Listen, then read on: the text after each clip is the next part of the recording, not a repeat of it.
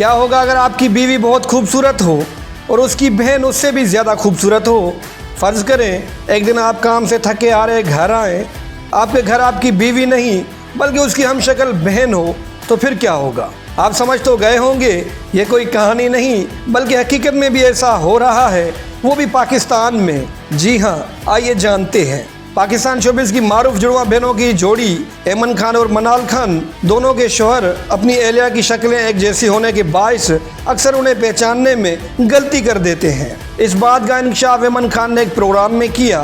ऐमन ने कहा ये बहुत बार हो चुके हैं और अब भी अक्सर ही हम दोनों में फ़र्क नहीं कर पाते, लेकिन मनाल के शोहर ज़्यादा कंफ्यूज हो जाते हैं क्योंकि वो अभी फैमिली में नए हैं, इसलिए उन्हें पता ही नहीं चलता। मुनीब भट्ट ने जवाब में कहा, मैं बिल्कुल कंफ्यूज नहीं होता, मुझे पता होता है कि मेरी बीवी कौन सी है।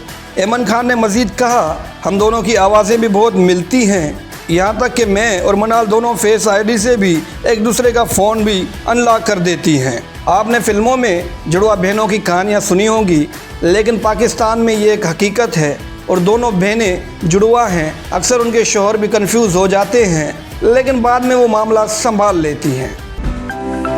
To watch more videos, please subscribe to our YouTube channel and click the bell icon.